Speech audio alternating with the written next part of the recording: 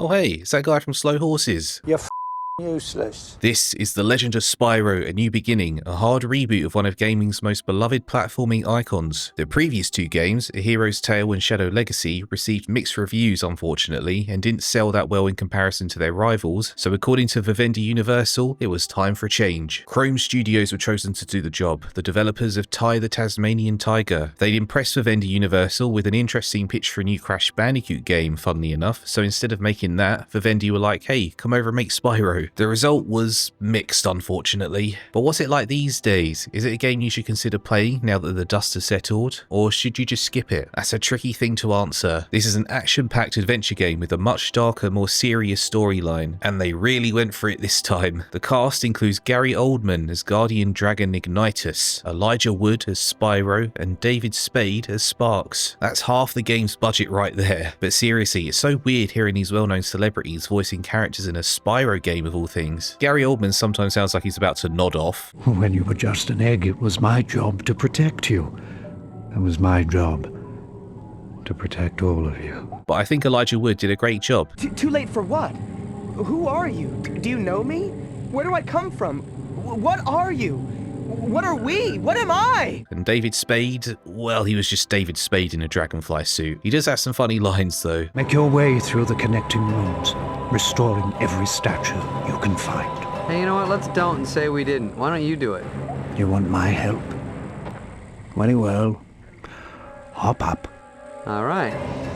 The old guy's coming to life. The story is one of the main draws of A New Beginning. Hiring prominent Hollywood actors isn't something you do on a whim. There's actually an interview with Elijah Wood in the extras menu where he says that he loves story-based games, and he seemed to be genuinely excited about working on this, so I think that shows that they were taking it seriously. Let's take a look at the first cutscene. There's some commotion going on at a temple, and the dragon eggs inside are in danger. Ignitus grabs a purple egg, one that seems to have more importance than the others, and takes it far away. He then places it in a basket and pushes it into a river, hoping that it'll end up somewhere safe. Yeah, that's right, Spyro is Moses, and they weren't exactly being subtle about it. This is a chosen one story through and through, and one that would fit right at home on the silver screen. Oh, well, would you look at that? Anyway, Spyro ends up being taken in by a dragonfly couple who raise him as one of their own alongside their biological son, Sparks. As a result, Spyro believes he's a big purple dragonfly, very Tarzan coded. Okay, look, here's the thing with The Legend of Spyro. The plot is similar to fantasy stories you'd find elsewhere, like The Lord of the Rings, hello Frodo, but that doesn't mean it's bad. It's a tried and true formula that works well enough to appeal to kids and teenagers, which is who the game is targeted at. And I know that for a fact because I was a kid when this game came out back in 2006. I remember liking it enough to be theorizing about what would happen in the sequel along with other Spyro fans. There's actually a surprising amount of depth to the lore when you dig into it. But back to the plot. Spyro grows up with Sparks, but one day while playing a game of chase, Sparks is captured by some apes. Spyro taps into his innate power of flame breath to save his brother, which surprises both of them. When they get home safe and sound, the two dragonfly parents tell Spyro that he was adopted. So,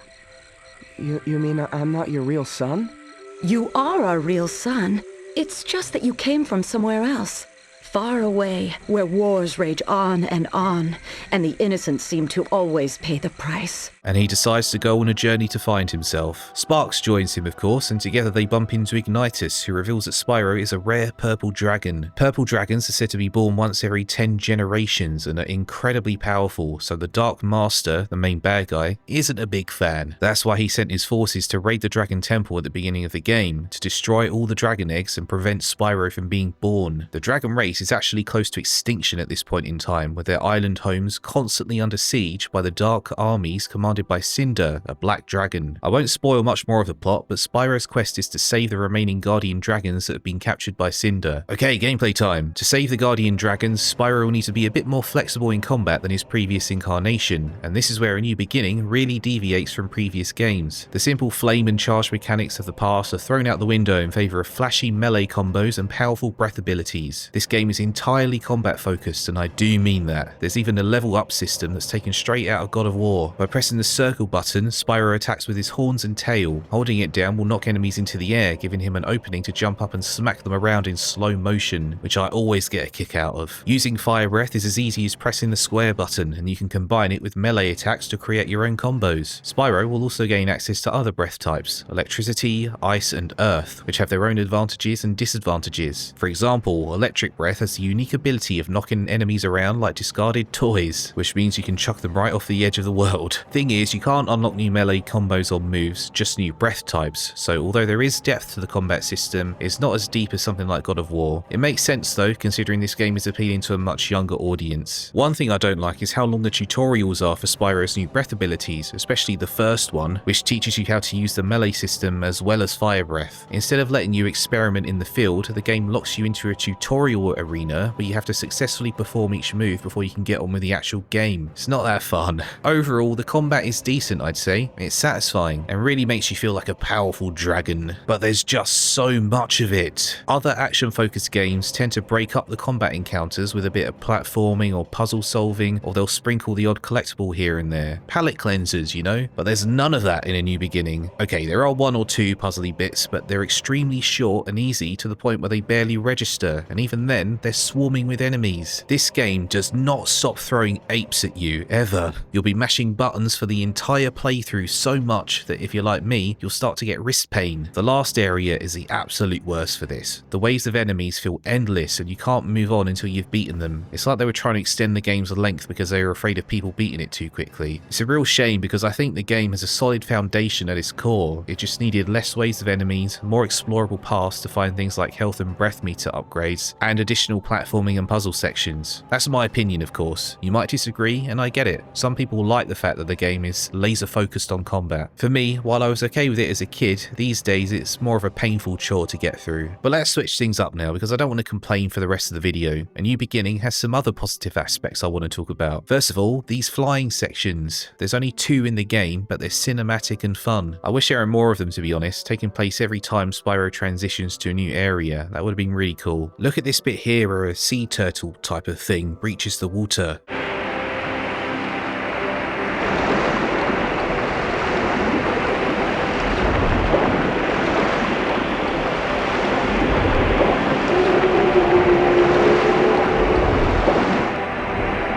It's such a beautiful moment, and contributing to that is the music, which is a high point not just for this game, but the entire trilogy. The main theme especially is magical, and when it kicks in, it elevates the whole scene. It gives the game an otherworldly charm that's so different to what came before, and working in tandem with the music are the visuals, which have been completely overhauled. Chrome Studios never had the best model animations, and that's true here as well, but the art style is unique, and I think it looks good, especially when you emulate it at 4K resolution. And you know what's fun to see? Spyro and Sparks' relationship. Sparks has a bit of a meta, self-aware sense of humour in this game, following in the footsteps of a hero's tale, and while his lines don't always land, sometimes they do. He constantly teases Spyro, creating a fun dynamic that's shown off in occasional cutscenes scattered throughout the levels. You okay, buddy?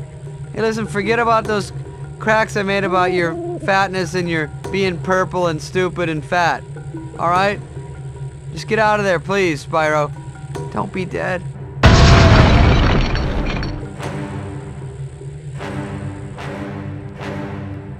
Did you say something? Me? No. No, I was talking out loud, thinking of my day I gotta do. Well, just thought I heard something before I blasted my way out. Oh, that's funny. Yeah, no. Must be hearing things. They did start to annoy me in terms of how frequent they became, but hey, I'd rather have them than not have them, you know? Another funny thing I noticed in this game, the fact that all the enemies have their own names that you can see in the top right corner of the screen. They all seem to be randomly generated. I have no idea who came up with that idea, but I love it. Oh, I haven't even talked about the gems yet. Hey, Spyro, what was that about? I don't really know. I just felt like I had to hit it. And when I did, the power of 1,000 suns surged through my body. Right. Okay. Well, you know what? You should really sleep better. You know, I'm gonna stop bugging you. You really need to get 8 hours. Forget I said anything. Let's go. Okay then. In previous Spyro games, gems were collectibles and currency. Here, they serve a more substantial purpose by recovering Spyro's health and breath meters, filling up his Fury Bar, and giving him experience that he can use to upgrade his breath abilities. The Fury Bar is located here, and when it's full, Spyro can unleash a massive area of effect attack that annihilates most enemies.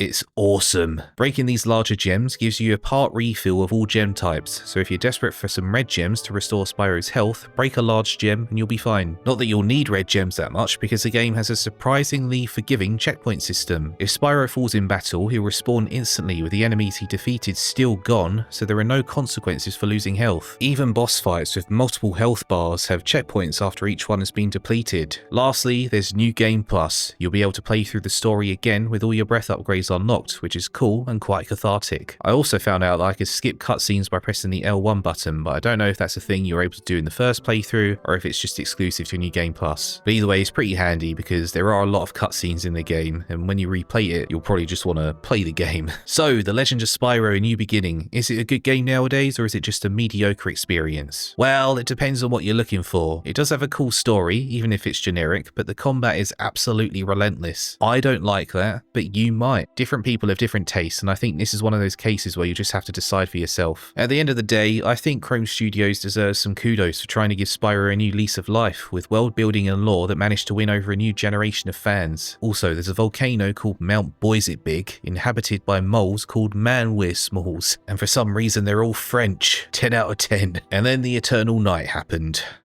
Oh hey, it's that guy from Futurama. So it's all come down to this. A dungeon and dragon. The Legend of Spyro: The Eternal Night is said by some fans to be one of the worst games in the series. But hold on, is that really fair? After finishing A New Beginning, which is the first in the trilogy, I wanted to move on and give the sequel a fresh look. Is it as bad as people say, or does it actually have some redeeming qualities? Let's find out. The Eternal Night came out in 2007, a year after A New Beginning, and it takes place a short while after the events of that game. Spyro is sleeping in the Dragon Temple and he's woken up by Sparks, who says that Cinder, the big bad dragon they fought previously, has run away. Cinder turned out to be one of the eggs in the Dragon Temple when the Dark Master raided it, which means she's the same age as Spyro. She was kidnapped by the Dark Master and made to be his servant, which is why she was so massive, and she becomes small again after Spyro breaks her free. This happens in the middle of Convexity, which is the place between worlds where the Dark Master is imprisoned. During the scuffle, he does manage to escape, but his spirit isn't quite able to return in physical form. Yet. I don't know exactly how long it's been since then, but enough time has passed for Spyro to have grown attached to Cinder, and he decides to sneak out of the temple to find out where she's gone. Quiet. We mustn't wake them. What? I can't hear you over all this snoring. When he and Sparks catch up, Cinder says that she blames herself for what happened previously and that she doesn't belong here. She thinks she's too dangerous. Spyro disagrees, but she's already made up her mind and disappears into the night. Spyro, your place is here. Your destiny is here. But mine is somewhere out there for me to find. Cinder, I don't want you to go. Goodbye, Spyro.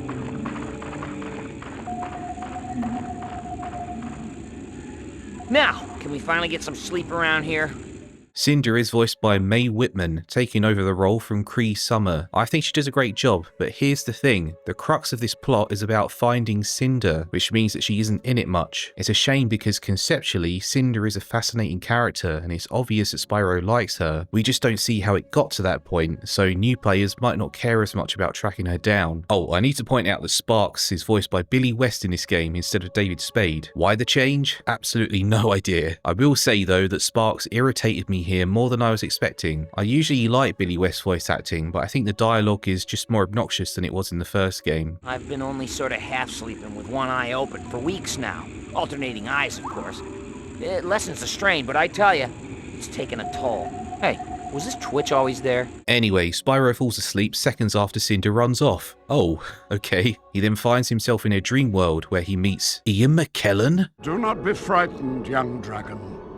You are not alone. Okay, it's not actually Ian McKellen, but an actor called Martin Jarvis, a very well-respected actor with an OBE. Fancy. It can't be a coincidence that he sounds like Ian McKellen though. Spyro is played by Elijah Wood, who was Frodo in The Lord of the Rings, and he happens to meet a mystical character that sounds almost exactly like Gandalf. They had to know what they were doing. But anyway, Martin Jarvis sounds awesome and he's a great addition to the cast. Spyro travels through this dream world and the mysterious voice reveals his true name, the Chronicler. He asks Spyro to seek him out, showing an image of a tree. So the game isn't just about finding Cinder, but also this mysterious chronicler. That's where I'm going to leave it for now, but I'll talk about the rest of the story later in the video. On Spyro's journey, he'll encounter apes. A lot of apes. They're back from the first game, and this time they look like they come straight out of an ancient Egyptian tomb. The purple dragon. Yeah, let's talk about the visuals for a moment. The game is dark. I mean, just look at the main menu.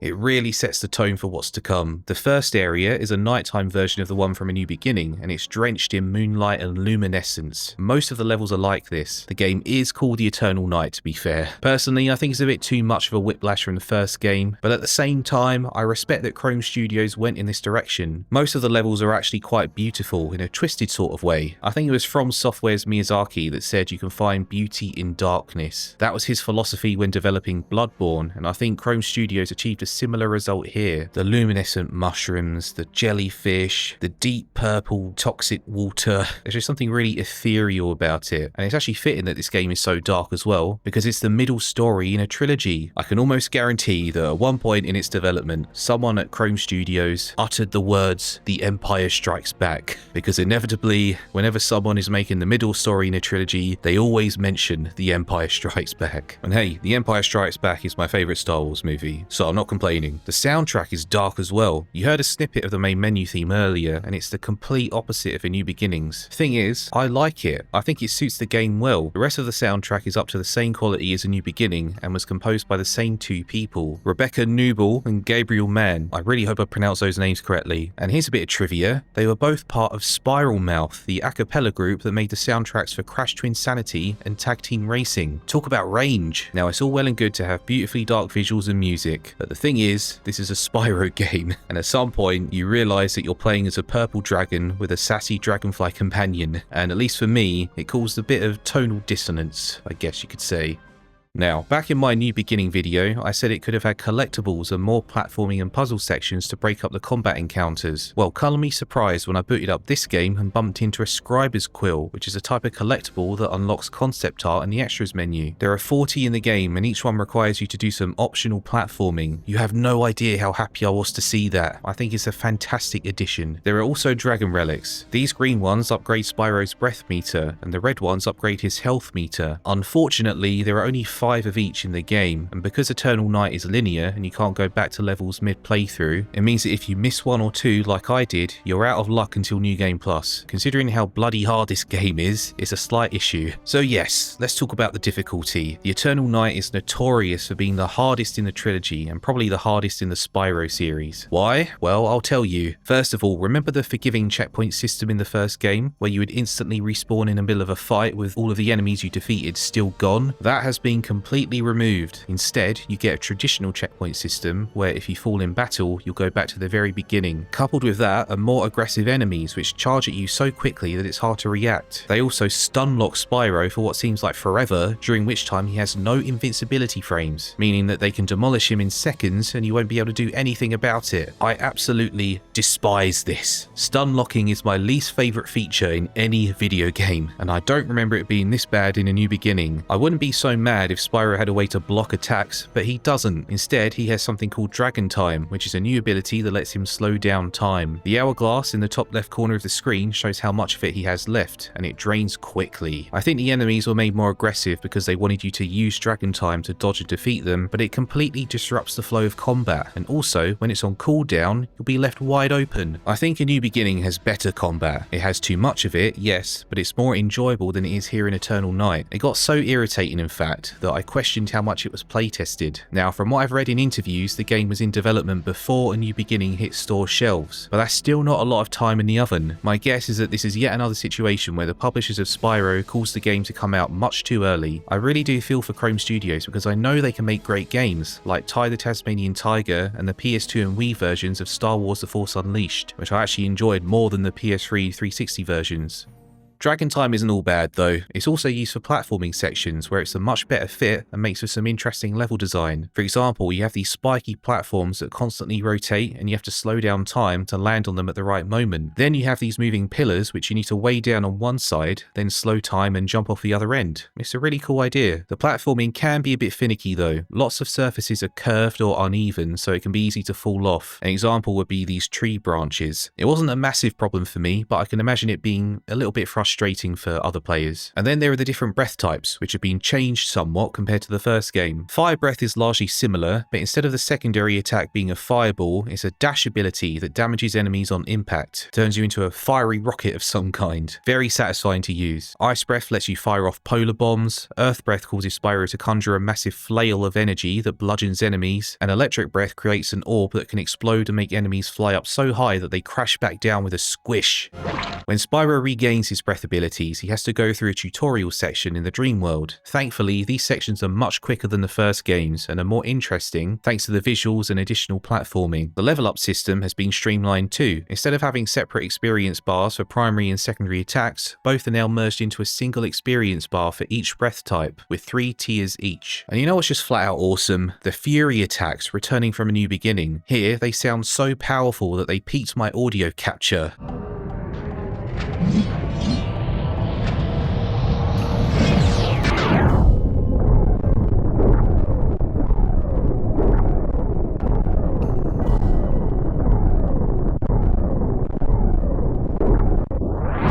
And trust me, you'll be using those Fury attacks a lot more now that the game's difficulty has shot up. Like before, you'll be collecting gems to restore Spyro's various meters in the top left. Red gems restore health, green gems restore breath energy, purple gems build up Fury, and blue gems give experience. Instead of them all being contained in one large gem, like the first game, there are separate crystals now of each color type. It doesn't really change much, but some green crystals take an unlimited number of hits, so you can constantly refill your breath energy, which is nice. One thing that's missing from the Eternal Night, however, are flying sequences. I loved them in A New Beginning, so I was sad to see that they're gone. Instead, there's a new minigame that pops up every so often where Spyro has to strafe and shoot fireballs at flying enemies. They're a bit finicky because you have to time how long you hold the attack button for, otherwise you might overshoot or undershoot. They're not my favourite sections in the game, but they're not terrible, I guess. You can also use Dragon Time, which I figured out later, to the enemy's horror. I mentioned New Game Plus earlier, and yes, you can replay the story with all of your breaths unlocked. This time, it's a good way of hoovering up the collectibles you missed on your first run through. Also, by beating the game, you unlock 5 dragon challenges in the extras menu. I only played the first one, but I found it fun because the breath type changed at random, a bit like Gun Game in Call of Duty. By beating all 5, you get a special reward, one I'll talk about later. Now, I want to mention that this game had multiple versions, just like A New Beginning. I played the PS2 version for this video, but I also had the Wii version as a kid. It has motion controls for combat, which is mandatory unless you have a classic controller. I did not have a classic controller. That means Kid Me managed to beat this ruthlessly difficult game with waggle controls, and I honestly have no idea how I managed it. If you want to play the Eternal Night yourself, the Wii version technically has better visuals, but only slightly. That was par for the course with games back then. So that's the Eternal Night. Is it as bad as people say? You know what? Despite how angry I got at the combat and its constant stun locking, I'm gonna say no. From the way some people talk about it, you'd think it was worse than Big Rigs, but I don't think it's even close to that level. It's a deeply flawed game, absolutely, but a bad game, it is not. At the end of the day, I think the Eternal Night is a mediocre video game made by a capable development team. However, I will say that it's one of the weakest games in the Spyro series. Even the story is a disappointment because of how meandering it is. Okay, first of all, the Guardian Dragons are hardly in the game. They appear at the beginning, but as soon as Spyro heads off on his journey to find Cinder and the Chronicler, it's just him and Sparks. That means not a lot of Gary Oldman, which makes me sad, even if he did sound like he was suffering from sleep apnea in the first game, and I can relate to that because I have sleep apnea. At one point in Spyro's journey, he thinks he's found the tree from the Chronicler's vision, but it turns out to be a massive boss fight. After defeating the boss, he and Sparks are captured by pirates and made to compete in an arena where they find Cinder. They meet her for all of 2 seconds before she's captured again by different apes, and now our heroes have to fight their way out of the pirate fleet. Oh, and those French moles from Mount Boyzit have also been captured. At one point, Spyro gets a letter from them written by Hunter of Avalar saying that he hopes to meet Spyro at some point. That's a cool bit of fan service, but it's a strange place to put it. This whole story arc culminates with the battle against the captain of the fleet, who is being manipulated by 2 talking parrots on his shoulders, one of whom sounds like Mr. T from the A-Team. That ain't nothing. We don't need him to take out this book. I pity the fool that messes with us. Welcome to the world of hurt.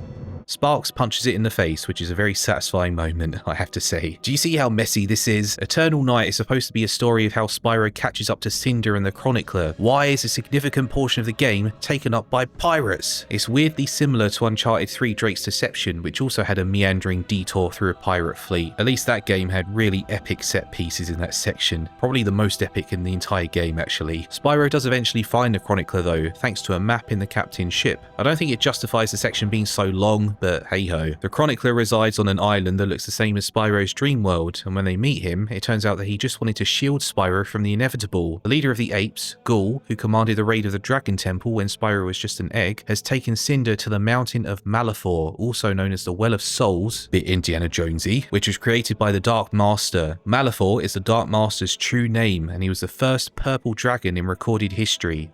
On the night of eternal darkness, a natural phenomenon involving a lunar eclipse, the souls of the dead roam the Well of Souls thanks to a concentration of dark energy, but only for one night. Thing is, Malifaux, who escaped his convexity prison, wants to break through to Spyro's world during the lunar eclipse and return to physical form. The Chronicler says that he's absolutely strong enough to do just that. When he escapes, he will corrupt Cinder again, which is why Ghoul has brought her there. Spyro refuses to allow this, so he leaves for the Mountain of Malifaux, catching up to Ghoul just before the eclipse happens. He starts a fight with him but gets caught in the blast of dark energy right as the alignment happens, causing him to become so overwhelmed that he turns into this thing. With the ability to shoot dark energy from his mouth, he easily overpowers Ghoul, and when Ghoul taunts him, calling him a coward, Spyro does this.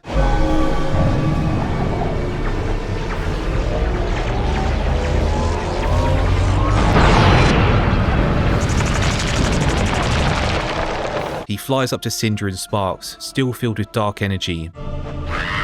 But Cinder manages to snap him out of it. They try to escape, but the only exit collapses. Spyro realizes that he has one option left and instinctively freezes the three of them in a crystal, keeping them safe while Malifaux escapes and begins his conquest. In a post-credit scene, we see that a certain cheater has found them, which will lead very nicely into the final act of this trilogy. Man, what an ending! I remember seeing it as a kid and being blown away. It's so depressing and yet so epic. The Dark Spyro scene, in my opinion, goes so far in the direction of edgy that it comes right back around to being awesome. I have my complaints with the story as a whole, with Cinder not being in it nearly enough and the pirate section being ridiculously long, but I cannot deny that the ending is great. I love how bold it is. Malifaux is going to escape. There's nothing Spyro can do about it, but he can at least save Cinder and ride out the storm to fight another day. And I've saved the best for last. After completing those 5 dragon challenges I mentioned earlier, you unlock the ability to play as Dark Spyro at any point in New Game Plus. You can also unlock him with a cheat code, which is that's what I did.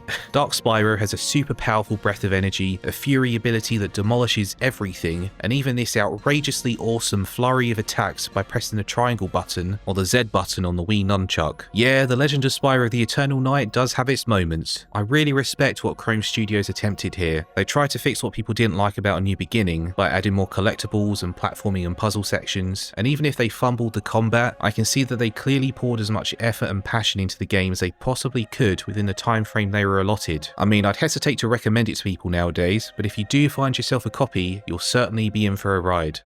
Oh hey, it's that guy from... Oh, The Legend of Spyro Dawn of the Dragon is the final game in the Legend of Spyro trilogy, and technically the last new Spyro game in the series to this day, if you don't count the Reignited trilogy, because, you know, it's a remake. Yeah, that's right, the last new Spyro game came out in 2008, which was about 17 years ago. And before you type in the comments, no, I don't consider Skylanders a Spyro game. It's a game with Spyro in it. You wouldn't call Super Smash Bros. A Mario game, would you? Now, last time in the Eternal Night, we saw that Spyro had sealed himself, Cinder and Sparks in a crystal while the Dark Master Malifaux escaped and began his conquest. Dawn of the Dragon takes place 3 years later. A group of Grublins, Malifaux's new servants, have entered the Well of Souls to free Spyro and Cinder. I don't know why they didn't just leave them there, but they attach a snake chain around their necks, which binds them together for the rest of the game. Spyro and Cinder wake up to find themselves in the middle of an arena surrounded by crumbling ruins and lava, about to be sacrificed to something called an Earth Golem. I don't know why Malifaux thought this Earth Golem would be powerful enough to destroy them, but hey, everyone makes mistakes. The two dragons work together to escape and bump into Hunter, who makes his first proper appearance in the trilogy. He's been sent by Ignitus to find and rescue our heroes. By the way, you might notice that Spyro and Cinder have aged up a bit since last time. I don't think anyone in the game acknowledges it, which is a bit weird, but I think their designs are good. Étrange Libellou, the developers, who I really hope I've pronounced correctly, were tasked by Sierra Entertainment, the producers, with creating more grown-up Spyro and Cinder designs for gameplay and tone reasons. Wait a minute, hang on a second. Étrange Libellou? Who are they? Where's Chrome Studios? Okay, I couldn't actually find a definitive reason for the change in developers, but I do know that Chrome Studios released Star Wars The Force Unleashed in 2008, so it could have been that they accepted that job instead of Dawn of the Dragon. Or maybe Sierra didn't want Chrome Studios back after the mixed reception to both A New Beginning and The Eternal Night. Either way, we now have a completely different developer tasked with finishing the story that Chrome Studios started. Étrange Libellou was a French team responsible for games like Arthur and the Invisibles and Asterix and Obelix XXL, a natural fit for the final game in the Legend of Spyro trilogy. So, how well did development go? According to an artist who worked there on their art station, it was one of the worst productions they'd experienced, to the point where they didn't want to talk about it much. What they did say is that the game engine was so old that the render was broken, and it was decided to crank up the bloom. The studio didn't even have an art director, so all final decisions were made by the studio manager. This is probably why Cinder looks like she has a purple sheen at times, despite the fact that she's supposed to be a black dragon. It was difficult to get the textures right because the engine was so balked.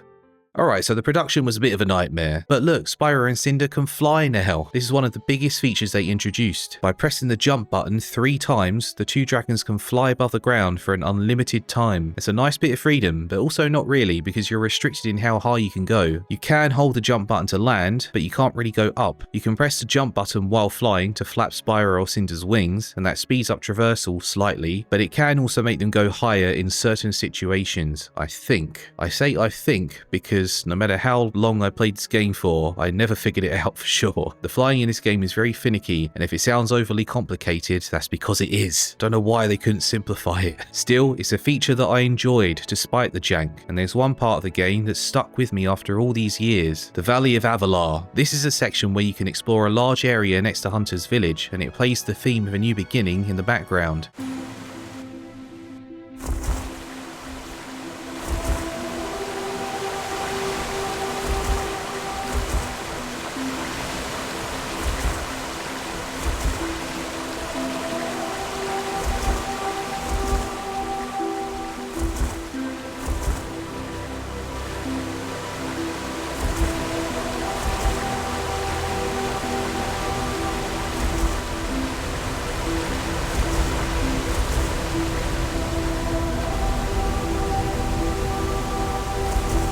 This is one of the most magical moments, not just in this game, but in any game that I've played. And while it didn't hit as hard for me now as it did back then, it was still just so beautiful to experience.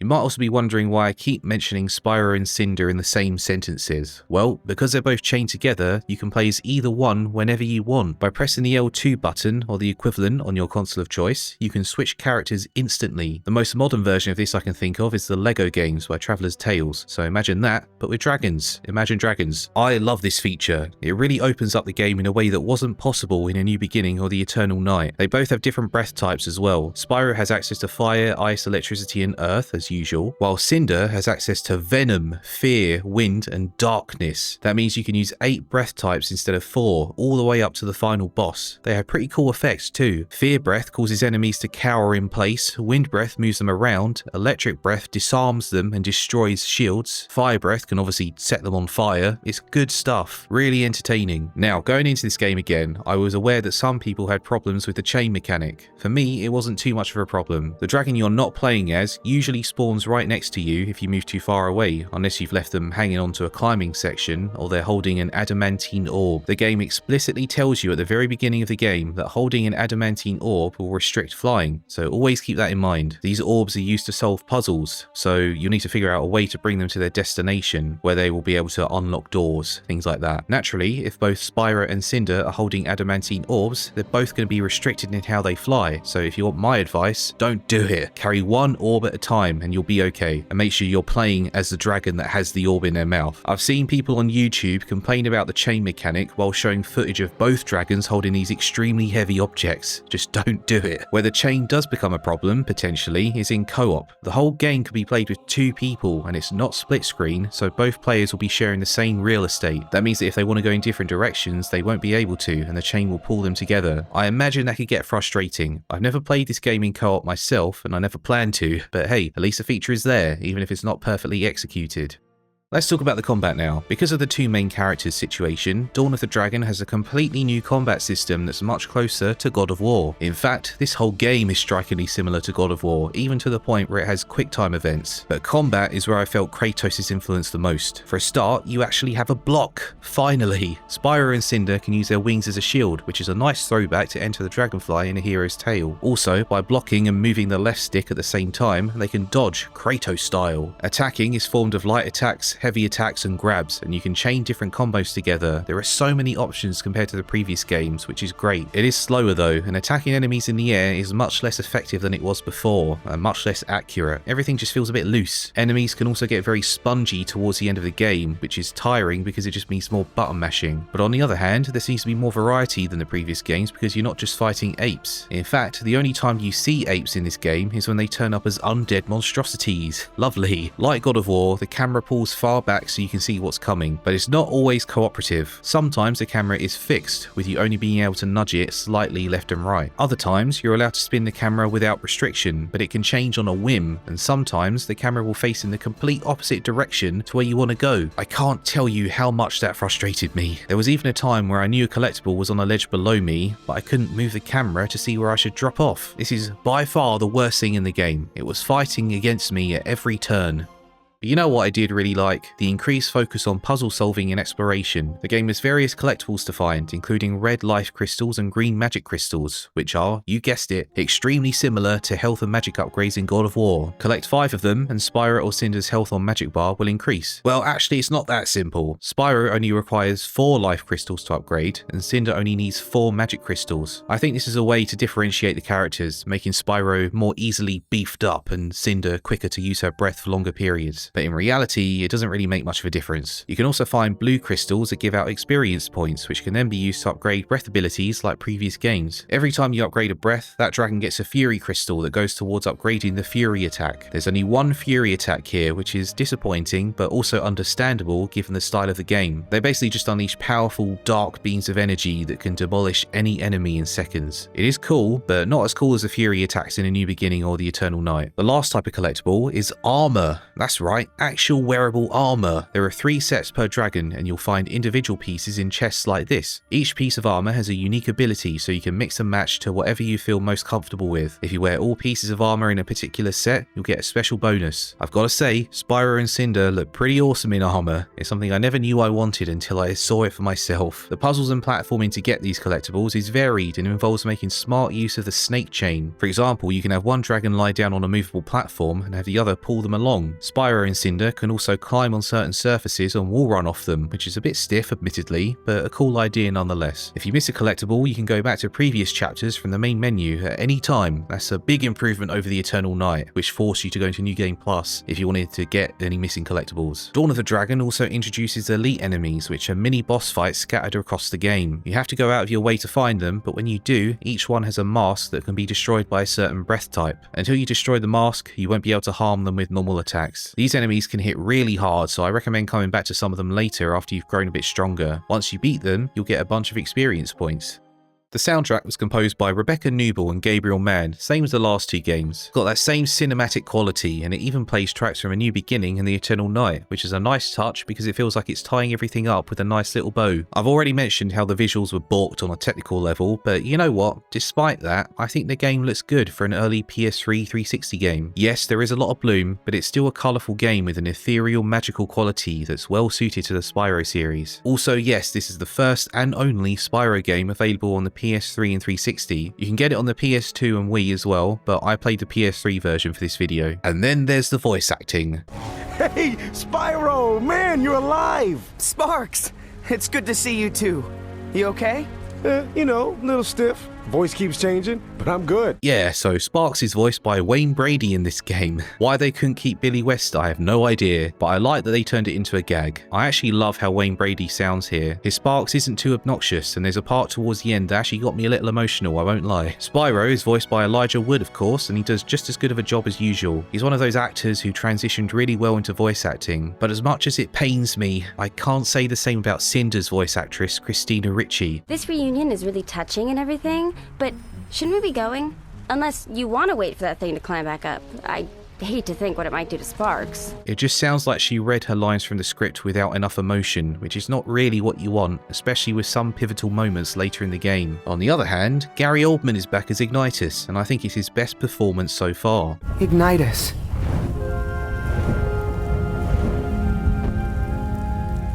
Young dragon, you never cease to amaze me. We never lost hope that you would return. Ignitus made sure of that. I should have come back sooner. I let you all down. But that won't happen again. Spyro, you've done more than anyone could expect of a dragon your age. What matters now is that you are here, and what's more, you've returned with your companions. He doesn't sound like he's about to fall asleep, and he actually managed to bring a tear to my eye later in the game. There's also Kevin Michael Richardson as Terrador, who does a great job, and Blair Underwood as Hunter, who sounds badass. Spyro, Cinder, how do you feel? Anything broken? Shaken a little, but not too badly. Thanks to you. I am relieved. I had feared I might be too late. My name is Hunter. Quite the change from this guy, but there's one other big cast member who's new to the series, Mark Hamill, and he gets to play Malifaux himself. You might not notice though, because they changed his voice so much that you can barely hear what he's saying. Citizens of Warfang, congratulations. You shall be the first to witness the resurrection of the Destroyer and the end of the world.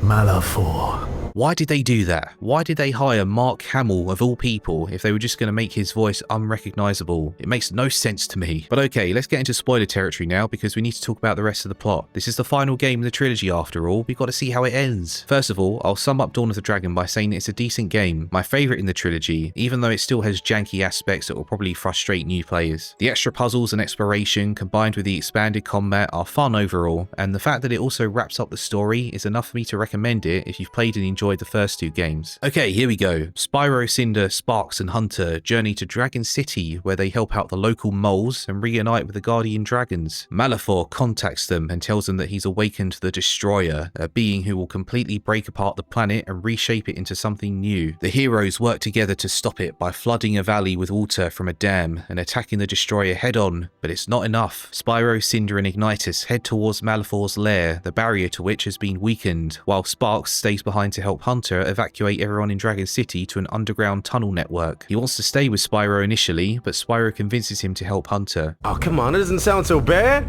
We've been through worse, right? Sparks? You can't come with me. What? But I always go with you. Spyro was right. You wouldn't survive in there. You need to make sure the others reach the underground city in time. You've been there before. You can guide them. It's important, Sparks. But you need me. Right now, there are others that need you more. Cinder, you have to promise me you will look after him. We've been through a lot together. I promise. Be careful, Sparks. Hey, it's me. Being careful is all I know. When the three dragons reach the weakened barrier, Ignitus sacrifices himself to let Spyro and Cinder through. Ignitus! Let's turn back. There's got to be another way. Spyro, Cinder, I have never done right by either of you. Allow me to do this. What are you saying? My path ends here, but yours lies beyond this. Draw strength from each other and follow your heart. It will never fail you. Now go. Go.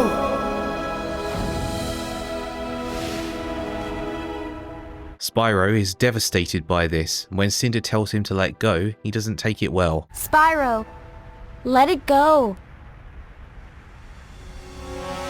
No. No! Spyro, don't! You can't stop. You're right. Only you can do that. Please, Spyro, don't do this.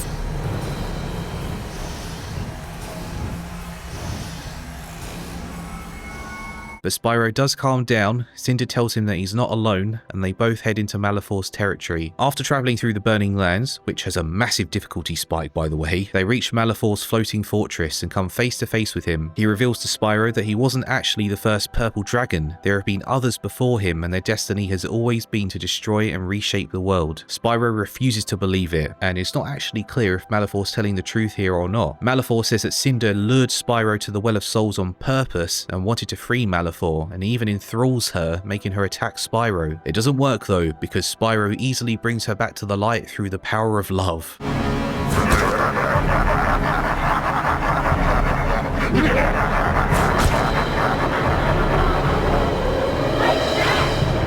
Why won't you fight back? Because you've left me nothing to fight for.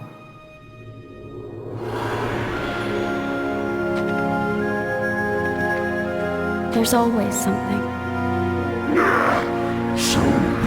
Malefor decides to end things once and for all, and the final battle begins. And I'm not gonna lie, it's pretty awesome. Sure, Malefor isn't as massively powerful as he was made out to be in the previous games, but I think that might be the point. In the end, he's just another purple dragon like Spyro, but one with delusions of grandeur. After an epic fight, Spyro and Cinder force him to land on this massive purple crystal at the heart of the planet, which holds the spirits of dead dragons. Those spirits grab hold of Malefor and pull him inside, trapping him for eternity. Or at least I assume it's eternity. It seems pretty definitive to me. As the world breaks apart, Ignitus appears in spirit form to let Spyro know that all dragons become one with nature after dying, offering hope for the future, which gives Spyro the strength and the realization to do what must be done. Spyro, when a dragon dies, it does not truly leave this world. His spirit lives on, binding itself with nature, offering hope for the future.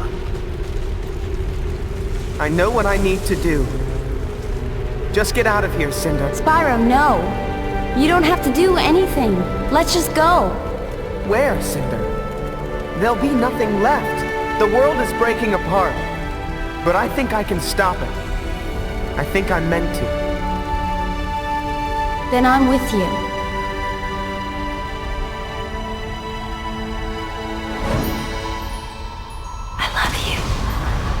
Cinder decides to stay with him, and because he's a purple dragon, Spyro instinctively conjures enough power to bind himself with the heart of the world and bring everything back together. Oh yeah, and Cinder confesses her love for him. That's a thing that happens. After saving the world, Spyro and Cinder aren't seen again, but something's not quite right. The Chronicler, once again played by Martin Jarvis, has been trying to find the latest page of Spyro's story, which should have automatically been recorded if he was truly gone. But he says to Ignitus' spirit that he can't find it. He tells Ignitus that a new age is beginning and it needs a new chronicler, so he fades away and passes the mantle to Ignitus. Ignitus wonders where Spyro is, and it cuts to a nice little scene of Spyro and Cinder flying about somewhere, enjoying life. They'll probably head back to their friends eventually, but for now it seems like they're just taking a well-earned break from everything. And there you go, that's the end of The Legend of Spyro. It's not the most original ending, but it does at least wrap everything up in a mostly satisfying way. Malefor is fully defeated, Spyro saves the world, and he and Cinder finally find happiness. And Ignitus gets his Obi-Wan moment,